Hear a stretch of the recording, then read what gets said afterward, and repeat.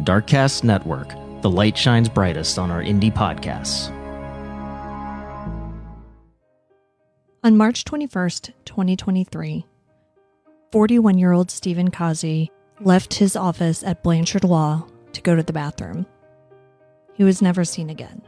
5 days later, on March 26th, a plastic surgeon named Tomasz Kosowski was arrested for first-degree murder in relation to Stephen Cozzi's death. Steve was a friend of mine from high school, and when I found out that he was missing, I did a quick episode hoping that we would be able to get his story out there, get the information out there, and bring him home. Today, I'm coming to you with an update because though we know Steve is no longer with us, his body has yet to be found. In this episode, we're going to go over the timeline and talk about what we know so far in this case and what you can do to help. I'm Kona Gallagher. And I'm Ethan Flick. And this is And Then They Were Gone.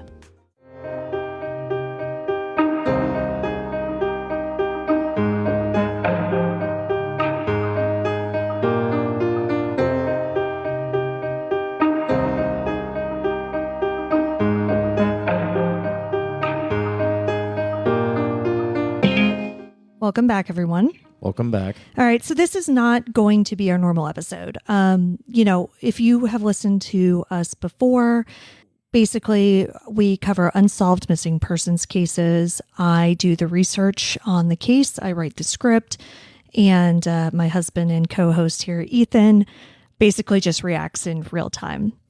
I didn't write a script for this one because I didn't want to. What I did do instead is make a shitload of TikTok videos trying to process all of this kind of in real time. So a lot of you may be here because you found me that way. We are ATTWG Pod on TikTok, and a lot of information has come out in the past week or so about, how this doctor even knew Cozzi and, what could have possibly led to all of this happening.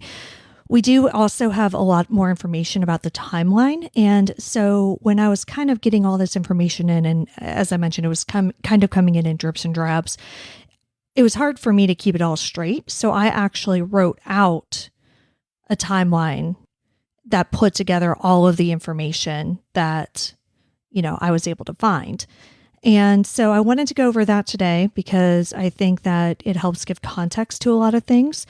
And I think that giving the specifics, especially in the days, including and after Steve's disappearance, might help witnesses, realize that they may have seen something, realize that they can come forward. Because as I mentioned in the intro, Steve has yet to be found and his family desperately wants him back.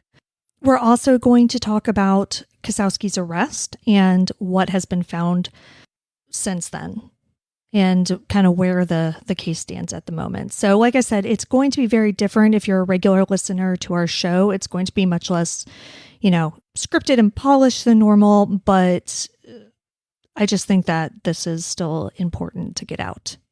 Okay, so let's just talk about who the hell this guy is, Tomasz Kosowski. So he's a plastic surgeon. He's known for basically BBLs and boob jobs. I figured I already lost you. Yeah, no idea what BBL is. Yeah, it's a Brazilian butt lift. So it's basically like what all the Kardashians did, like they just got butt implants. Okay. So he was in Florida doing this, and apparently also, though, did reconstructive plastic surgery. So he would work with patients to do reconstructive surgery on their breasts. So I don't know a whole lot of details about that. It may be, cancer patients, for instance. Right. But that's kind of where this whole problem started. Kosowski was a plastic surgeon for a practice in Dunedin called Dunedin Surgical Consultants. And in 2019, he filed a lawsuit against them for damages in excess of $15,000. From what I've understood, the actual dollar amount is more like $36,000, something like that. But we're not talking millions and billions of dollars here, right? The issue is he claims that the practice improperly billed his client's insurance, and that led to him losing a lot of money and led to him not being able to complete services with clients, which led to clients being very unhappy and leaving him negative Google reviews, negative Yelp reviews, things of that nature, which led him to leave the practice and irreparably harmed his career, basically. So, for instance, there is one patient who's named in his lawsuit, and we're going to be posting this information on our website as well. So I do have a copy of the lawsuit. And so patient who they refer to as patient 1 basically was in the middle of a breast reconstruction. It was supposed to be something like 5 procedures that she was supposed to be getting done. And Kosowski handed all the paperwork off to the billing lady and assuming, that she was going to bill the insurance and everything was fine. So he wasn't really paying, super close attention to it, which is completely normal. That's not his area of expertise. Exactly. Right. Yeah. I mean, doctors typically do not pay attention to billing unless something happens. And so what started to happen was he finally realized he wasn't really getting paid. Long story short is, he confronted the billing lady and she said, oh yeah, I'm submitting it. I'll do it. She didn't. He found out that there were many, many patients who had not been billed. And in a lot of them, it had been so long that the insurance companies just wouldn't cover it anymore. So he couldn't recover any of the money. So this patient 1, she was, in the middle of her procedures, she was on, procedure 3 of 5 or whatever. And he was like, I can't continue to do all this work because her insurance isn't paying for it. And so he asked the billing lady to kind of talk to her and get everything squared away. Well, apparently the billing person just told the patient that Kosowski couldn't see her anymore. So the patient, got extremely upset. Rightfully so. Right. And came into the office one day with photos of her unreconstructed breasts, burst into the waiting room and caused this huge scene and said that basically this doctor had, butchered her and was leaving her halfway through her reconstruction. So she then started posting things electronically, and that's kind of where this all started. Then other patients started coming out. He went to the owners of the practice, Kosowski did, and said, hey, this is what's going on. This is not okay.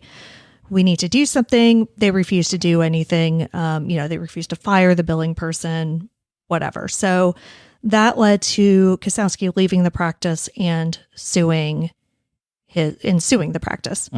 Now, this lawsuit filed May 2nd, 2019, and the firm representing the defendants was Blanchard Law Firm.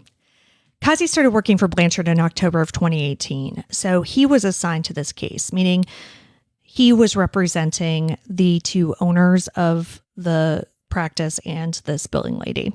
It's a civil case. These things take years to kind of come to any sort of resolution. Plus COVID happened.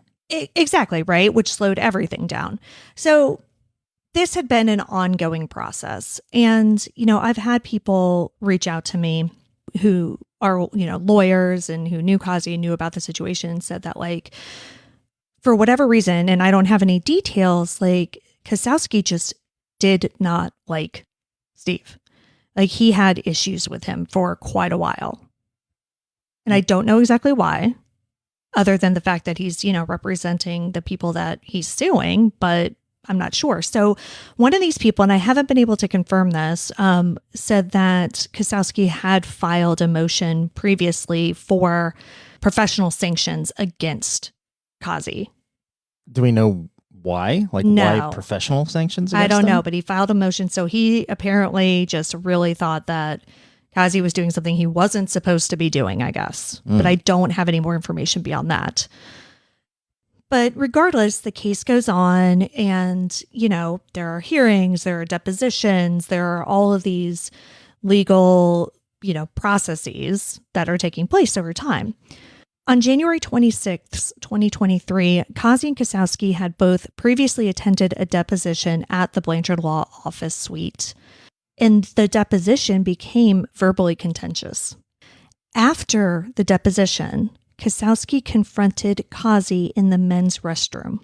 And this is the restroom in the Blanchard Law Office that is located in the common area, basically in the lobby of the building. Yeah. He left the bathroom after this confrontation, but then waited. And when Cozzi came out, he verbally confronted him again. And we still don't know what the context of that No. whole argument was. But I mean, it's definitely related to the case. Yeah. Because it started during the deposition. Right. So it's not like they had personal issues or, anything like that. But yeah, he was just furious with him. And it's like, so the one person who was telling me kind of about this, who's another lawyer, was like, yeah, Steve was like concerned about it, but he didn't actually think anything was going to happen. Like, he's not even a criminal lawyer. This wasn't a criminal case. Like, he was a guy who took depositions in a civil case for, $35,000, whatever it was. Yeah. That's just not something that you think is going to end in violence. Then on March 14th, something terrifying happens. An employee at a different business located at 1501 South Belcher Road, which is Blanchard Law. Because again, just to be clear, the building that the law office is located in is an office building with several different businesses. So that's why this bathroom is in the common area. It's in the lobby. The businesses don't have their own restrooms Right. for the most part. Yeah. They all kind of use this lobby bathroom. So it's just a completely different, unrelated business. But an employee called police to report a suspicious incident. She said that she walked into the utility closet, which shares a wall with the bathroom. So she probably was going to the bathroom herself and walks by this utility closet and notices that the door's ajar, which it's, a utility closet, so it's normally closed. So she thought that was odd. She went in and observed an unknown male hiding behind the door in the dark. He was wearing jeans, a loose t-shirt, and a surgical face mask.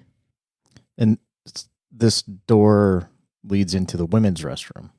No, it doesn't lead. It's near both of the bathrooms. Oh, okay. But it shares a wall with at least the men's room. It might share a wall with both of them. Like, it might be in between. Yeah. So she asks this guy, like, what he's doing. And he said, there was a power outage. And then he just kind of booked it out of there. And this is a full week before Steve went missing. Yeah, this is March 14th. So police came and took her statement, and she's like, listen, this guy was creepy. There was no power outage. I don't know what he was doing in there. And so they reviewed the footage, the security footage outside. Now, there's no interior security footage in the office building, but there are plenty of cameras outside. So when they review this footage, they see this man, who she identified as the man she saw in the closet, driving away in a gray Toyota Tundra. Which is the same style of truck that Kosowski has. Right. Now, unfortunately, because, this wasn't at the time a huge deal, presumably nobody at Blanchard Law or any of the other businesses even knew that this had happened. Yeah. I mean, I'm not even really sure that he broke any laws by doing that. Exactly, right? So, I mean, that's why even if they had the license plate number, like, I'm sure they, didn't go after the guy or No. whatever. But it shows premeditation. Exactly. And But a lot of planning. A lot of planning. So let's go to a week later, March 21st, 2023 at 8:34 a.m. A male dressed in jeans, a long-sleeve white shirt, and a backpack arrives in a gray Toyota Tundra. He walks from the parking lot toward the main entrance for Blanchard Law. He is wearing gloves and carrying a large box on his shoulder. Now, all of this is according to surveillance video. Police have not released the actual video, so we only have the descriptions from them to go on. At 8:37 a.m., 3 minutes later, Steve Cozzi is seen entering the building wearing a red sweater. So the man, who is now believed to be Kosowski, arrived prior to Cozzi even getting to the building. At approximately 9:50 a.m., just a little over an hour later, A sensor attached to Cozzi's office door registers an opening and closing. So, like I said, they didn't have cameras, but they did have an alarm system on their offices. Mm-hmm. And so the sensor registered his door opening and closing, and this is believed to be when Steve enters the men's restroom. His phone, car keys, work laptop, and tablet are left unsecured on his desk.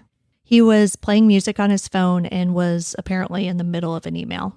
So clearly, he just went to the bathroom, was planning on being back in, a minute. March 21st, 2023, 10:22 a.m.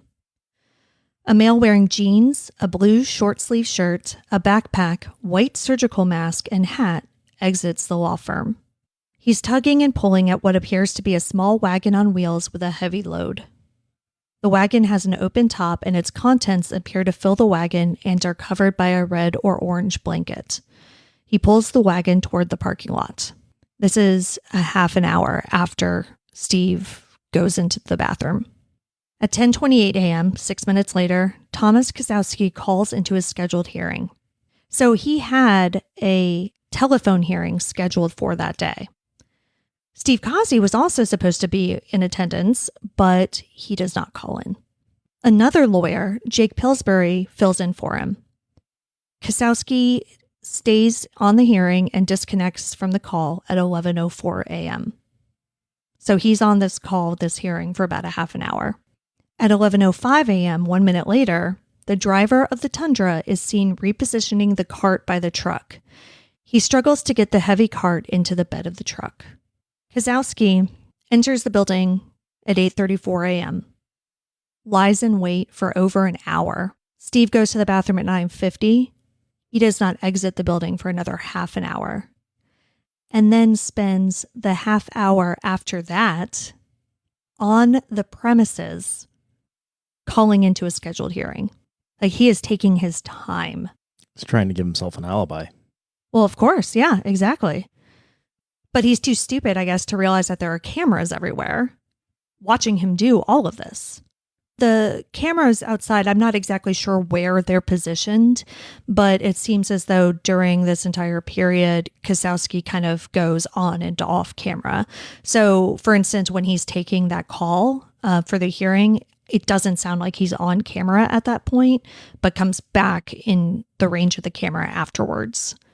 So then there's kind of like a missing 10 minutes. And at 11:15 a.m., the unknown male, who we now know as Kosowski, is seen on camera wearing a different shirt that appears to be gray. He walks from the parking lot to the northwest corner of the building. He looks at the building, then turns around and walks back toward the parking lot. 1 minute later, at 11:16 a.m., the Toyota Tundra pulls out of the parking spot and exits the parking lot. It makes a right turn heading northbound on South Belcher Road. The red bag or item is seen in the bed of the truck. So, one of the questions that I and a lot of other people have had that has partially been, but not completely been answered is, how could he have done this in an office building in the middle of the day? Right. What we do know is, it's post-COVID right now, Mm-hmm. and a lot of offices aren't working at full staff in the office. A lot of people are still working from home. So, if you go into a building like this, chances are it's a lot less busy than it was in, say, February of 2020. Yeah, and it's also early morning.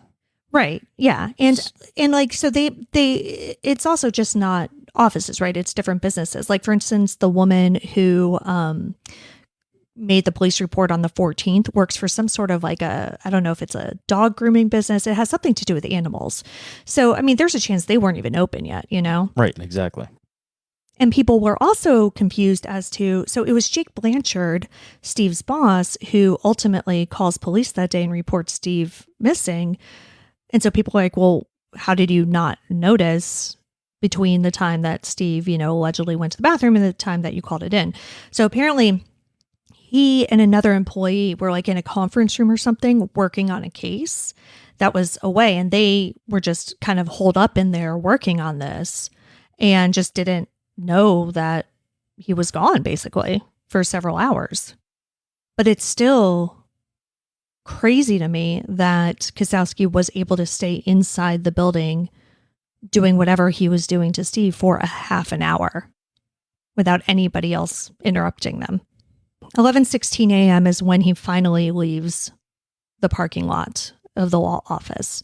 He's caught on camera again at 11:24 a.m. It's a PSTA bus camera that sees him traveling northbound on South Belcher Road near the intersection of Gulf to Bay Boulevard. Just 20 minutes later, at 11:46 a.m., Largo police officers are dispatched to Belcher Law to conduct a welfare check. So they only missed him by a half an hour. He left the premises at 11:16, and Jake Blanchard realized something was wrong. Cozzi wasn't there.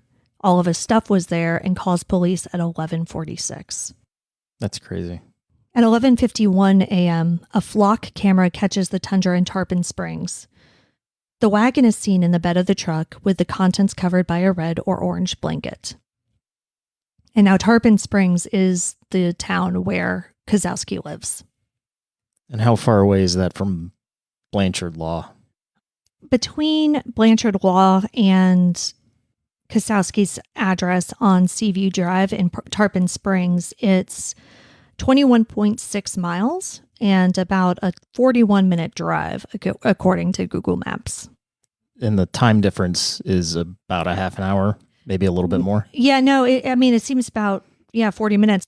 So he left at 11:16 and is spotted in the neighborhood by 11:58. So he definitely just went straight home. Yeah, that's what it seems. Yeah, so at 11:58, a neighbor's security camera on Seaview Drive captures the Toyota Tundra with the wagon and red-orange blankets still visible in the bed, driving north toward 511 Seaview Drive, which is where Kosowski lives. As Kosowski's arriving home, Largo police are, just getting to the law office and beginning their investigation. Officer Jerry Hunt examines the men's room. He observes a red liquid smeared on the exterior of the men's restroom door and drops of a red liquid on the single toilet stall wall to the left of the single urinal. A similar red liquid is smeared on the exterior of the toilet bowl. There is also a dark liquid on the floor of the stall that appears to have been dried and smeared in a circular motion. Hunt believes that these liquids are blood. He also detects the odor of cleaning products. So it seems as though Kosowski was attempting to clean up, but just did not do a very good job of it. March 21st at 2:33 p.m., Stephen Cozzi is listed as a missing person in the Florida Crime Information Center and the National Crime Information Center. So that's only 2.5 hours, basically, after police arrive at the law office, so they quickly realized something was very wrong. Because, at this time, they're also starting to review the security footage. Right. And, they see Steve go in, they never see him go out. Right. At 4:48 p.m. that day, footage from the same neighbor's camera on Seaview Drive in Tarpon Springs shows a red Toyota Corolla that the neighbor identifies as belonging to Kosowski, leaving the area and traveling southbound. Just 3 minutes later, the Corolla returns. Then, 7 minutes later, at 4:58 p.m., the Corolla leaves a second time. Now, it's important to know that this neighborhood, there's only one way out. And from what I understand, southbound is not the way to get out. It's the way that leads to the park and the water. Oh, okay. But he's only in that area for 3 minutes. Yeah. So when he comes back and then leaves a second time, 7 minutes later, he leaves the actual neighborhood. At 9:36 p.m., a license plate reader captures the Corolla in the area of 52195 Tamiami Trail East, Ochope, Florida. And this is located in the Big Cypress National Preserve. But it's also on the route from Tarpon Springs to Miami. After Kosowski left his practice in Dunedin, he ended up joining a new practice down in Miami. I have found an apartment that seems to be connected to him. in Miami, but I'm not positive because it's a rental. And so I can't 100% verify that that is where he's staying when he's down in Miami. Right. But he has connections down there and goes down there quite often. And Miami is about like a 3.5-hour drive from Tarpon Springs. Do we have any footage or evidence on the timeline of when he got down to Miami?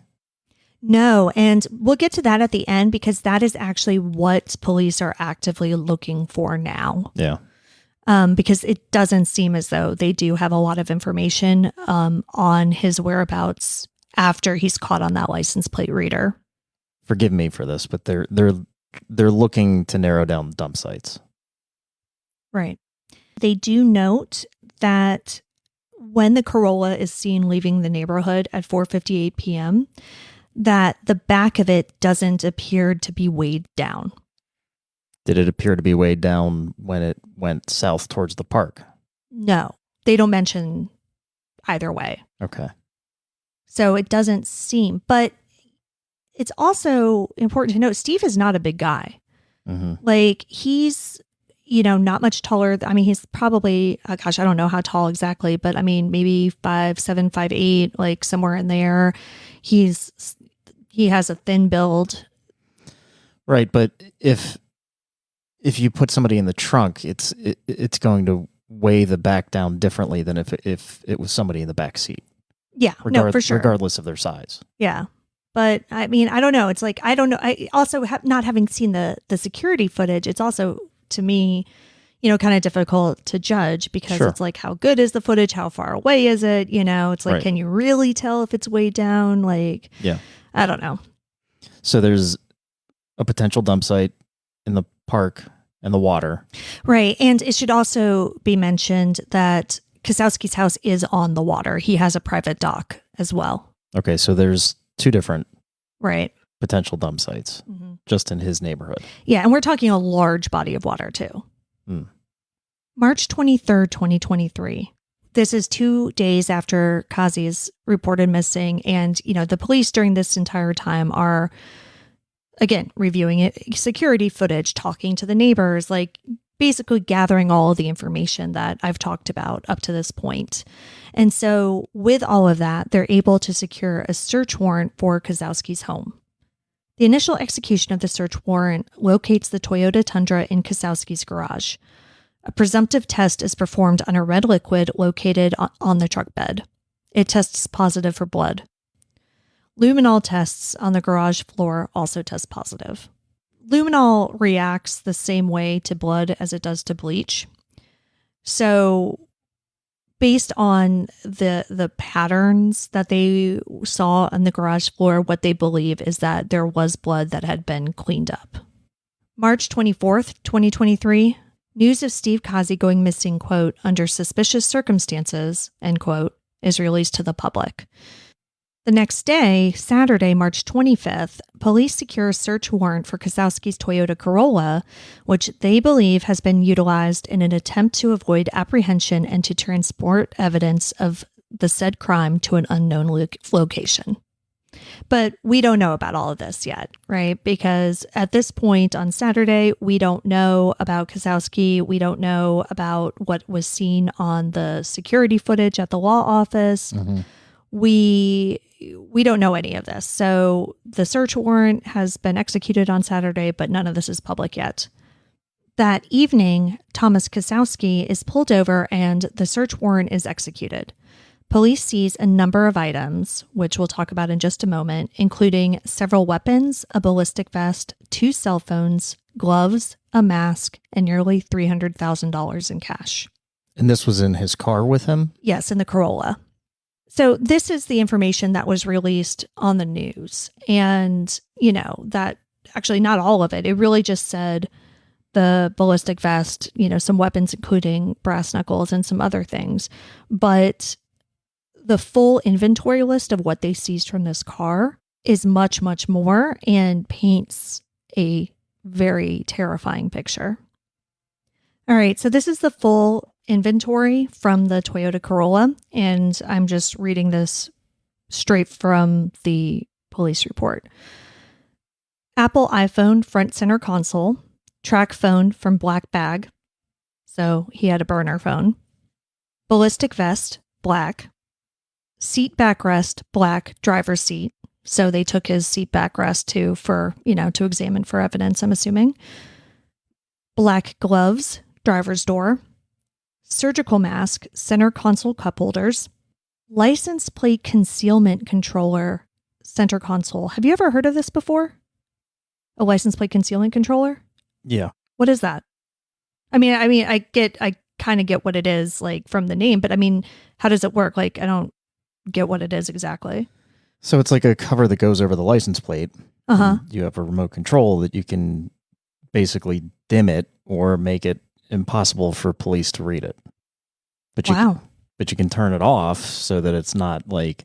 Yeah, not just permanently covered so Right. that if you're doing non-nefarious things, like, Right. you're not drawing attention to yourself. Yeah, I mean, it's more for like speed cameras, Toll booths. Yeah. things like that. Yeah, because obviously if a police officer is following you and you turn it on... Yeah, that's not going to go well. They're going to pull you over for concealing your license plate. Yeah. But, yeah, that's what it's for. Firearm, and it gives the serial number 380. And then it says ideal conceal. Do you know what that means? No, not 100%. Hairnet, center console. Gloves, center console. So now we've got 2 pairs of gloves. Folding pocket knife, center console. Glock pistol, 9mm. They give the serial number as well. Floorboard. Doesn't say where on the floorboard? No. Interesting. Sponges, front passenger seat. Cash, $1,913. It doesn't say where. Laptop, gray MacBook, and it gives the serial number. Firearm, it gives the serial number. Sig Sauer P365 9mm. It doesn't say where that was either. USB, gray bag. $60,000 cash in $10,000 bundles, gray bag. iPad tablet, black bag with masks, weapons, tools, sedatives. And this is the black bag that was initially talked about in news reports. And that's the bag that they had brass knuckles.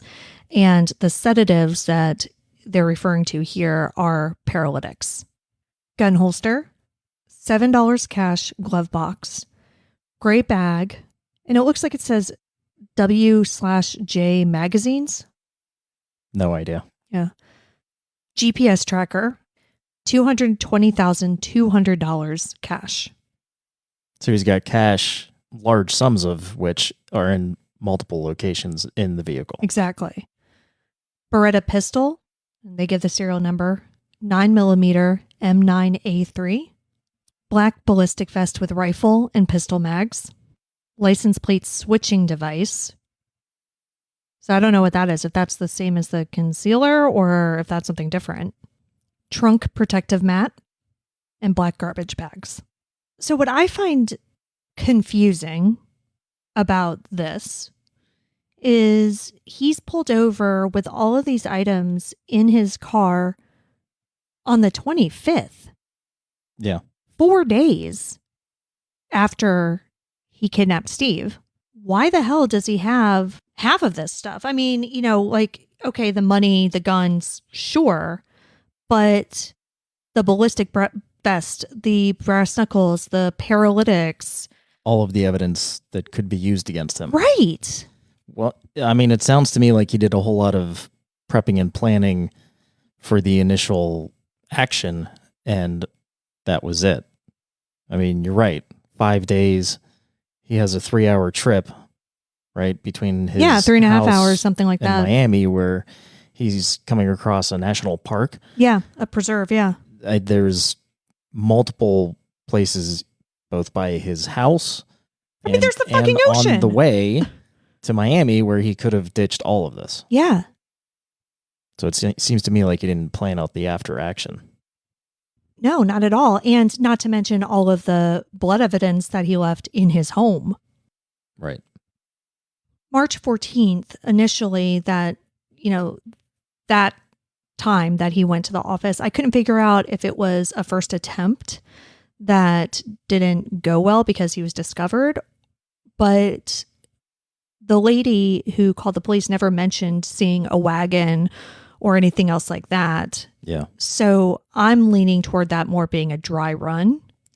Yeah, or surveillance, getting kind of timelines of when Steve would be using the bathroom. Yeah. Generally. Like, yeah. And when he came in and, Yeah. you know, what days he came in, maybe things like that. Yeah.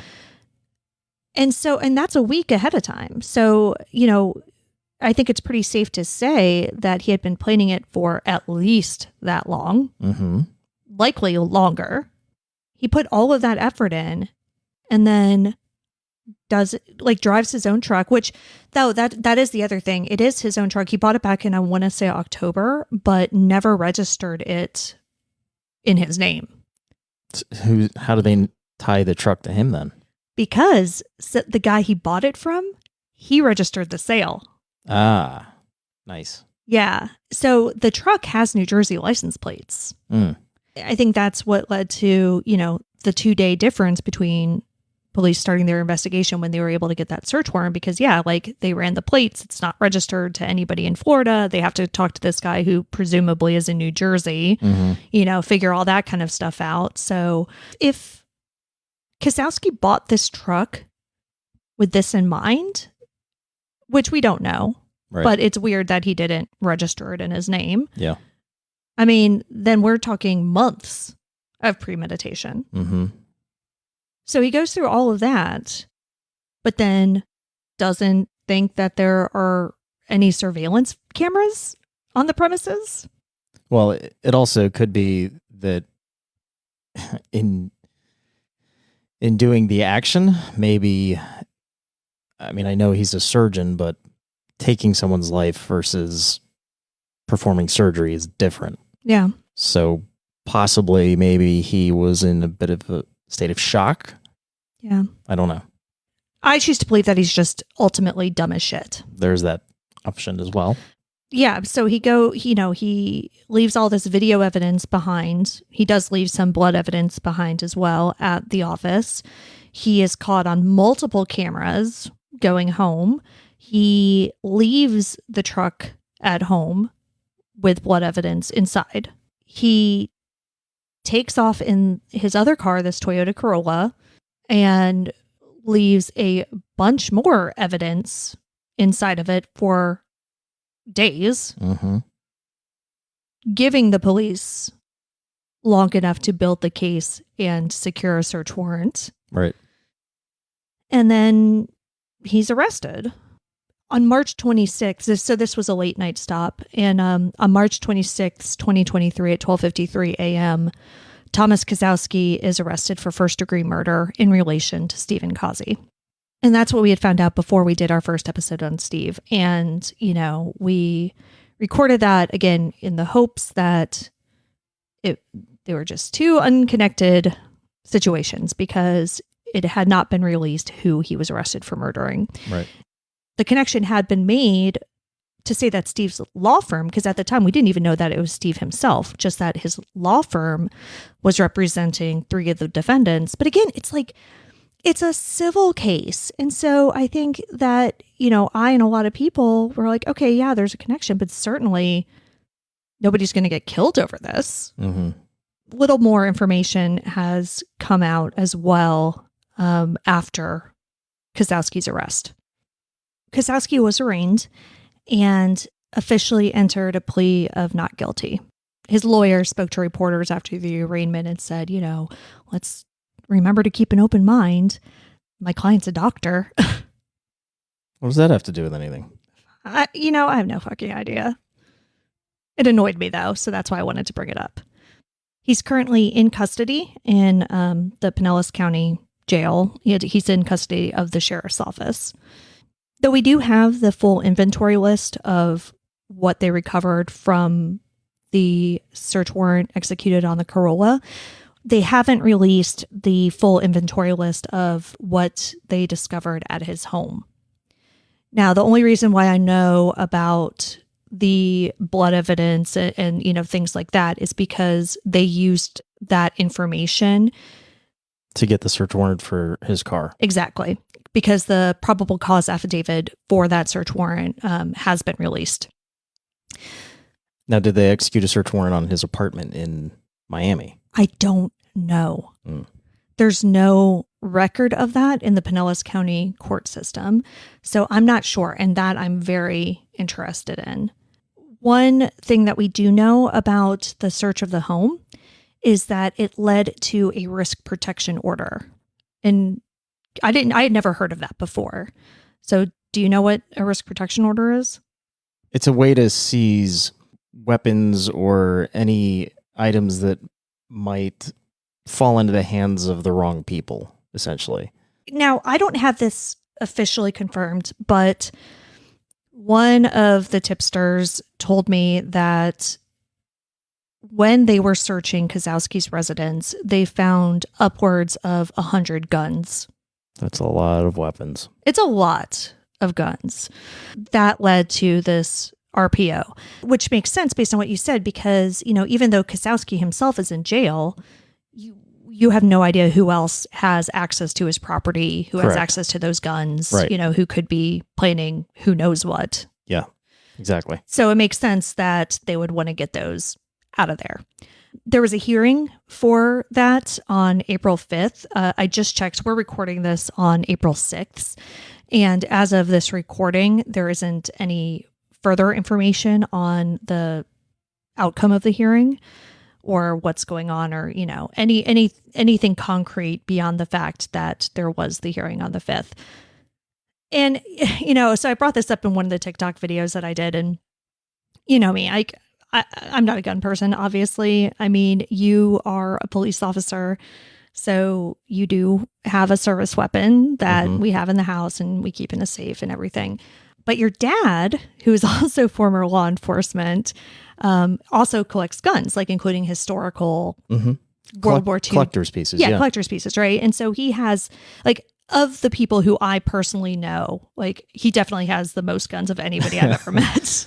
For sure. But he's not like a doomsday prepper. No. It's a history thing for him, for the most part. Yeah. When I found this out and I made a video about it, I got a few comments that are like, well, some people, see guns as an investment. And, I know somebody who has over 100 guns, and, I got a few like that. And I was like, that still seems like a lot to me. Yeah.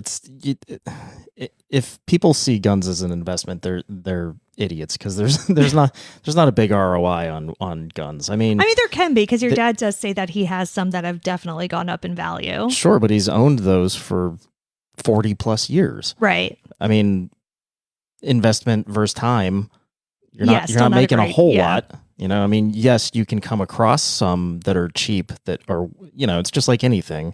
You can come across something that's old and the person selling it doesn't realize what it's worth. Sure. But that doesn't have to be a weapon. Yeah. And so when your parents were here to pick up our kids last weekend, I asked your dad, I was like, so I know you have a lot of guns, and when we started dating, that was before I was a realtor. So, his safe was the first giant, Wile E. Coyote cartoon safe that I'd ever seen in person. Now that I'm a realtor, I've come across them a lot, but that blew my mind. I did not know that human people had safes like that in their home. And so I have no idea how many guns, he has. And so I asked him the other day, I was like, hey, is 100 guns a lot of guns? And he was like, yeah, that's an insane amount. He's like, I have 35 maybe. And at his peak, he said he had 45 or something like that. Yeah. So if your dad, and again, this is all anecdotal, but basically I feel comfortable in my assessment that 100 guns is a shitload of guns. Especially for somebody that was not in a career field that uses weapons. Well, yeah, exactly. He's a surgeon. He's a plastic surgeon living in an upscale neighborhood, $1.4 million house in Tarpon Springs, Florida. He's not in a cabin in the woods. He's not in a place where you would want weapons, for hunting or protection or whatever. Yeah. But I think it also gives, a little bit more insight as to His mental state. Yeah. Yeah, for sure. It does. And I'd also be interested to know, like, when he started buying guns. You know, if this is something that he's been doing for years and years and years, or if it's become a more recent obsession. Yeah. So that takes us up to basically the information that we have today, April 6th. What I do want to mention is the Miami angle, which you kind of brought up earlier. On March 28th, the Miami-Dade Police Department put out a press release saying that they are officially involved in this case now. It says, quote, "The Miami-Dade Police Department Homicide Bureau Cold Case Unit is assisting the Largo Police Department located in Pinellas County, Florida. Please see the attached flyer containing information on the victim, the subject, and the subject's vehicle, both in custody in Largo, Florida. Investigators believe the subject and subject's vehicle were in the Miami-Dade area between March 21st, March 26th, 2023. They are seeking your assistance with gathering any information regarding anyone who may have come in contact with a subject and or subject's vehicle between the aforementioned dates to call Miami-Dade Crime Stoppers at 305-471-TIPS. We'll put that at the end of the show as well, and we'll also put the poster on our social media accounts and on our website. So yeah, Miami-Dade is now involved. So I'm assuming that if a search was made of the apartment, that they're probably taking the lead on that. They are also asking for anybody who was in the area between March 21st and the 26th to let them know if they have seen this red Corolla or Tomasz Kosowski. And that's the biggest thing right now, and the message that I want to amplify. Like I said at the beginning, Steve has still not been found, and that is the primary objective at this point. I'm going to continue to do these update episodes as we get new information, because I believed on March 25th when I found out about this, and I believe now that, I have this platform and I need to use it in any way that I can to help get this information out there and hopefully help in some way to find Steve and bring him home. So that's what we have for you this week. I know it's not our normal episode, but it's something that's incredibly important to me. So I appreciate you listening, and I would very much appreciate if you share the episode. If you share, of course, the flyer and the information that we're going to be posting on our social media and on the website, because getting Kosowski's face out there, especially to people in the Miami-Dade area, and getting the image of his car out there, I think is going to be really, really important. And so really anybody who lives between Tarpon Springs and Miami, kind of on that route, any information that you have could be crucial, no matter how insignificant you may think it is. Right. You have to keep in mind that the police are trying to finish out the timeline. Right. Yeah, we have a pretty good timeline, but we're missing days, Right. We have the license plate reader on March 21st, but then we don't have anything between that and when he's, pulled over again. Right. And that's not to say the police don't have anything, but they're clearly looking for more information. Yeah, exactly. So anything that you may have, like regardless of how insignificant, please, please, please contact them.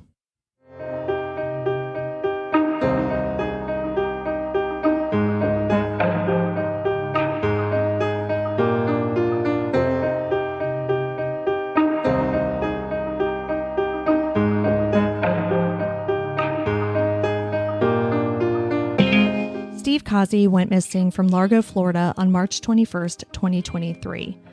Largo Police Department is looking for any information on the following subject and subject's vehicle in reference to homicide case 23-002583.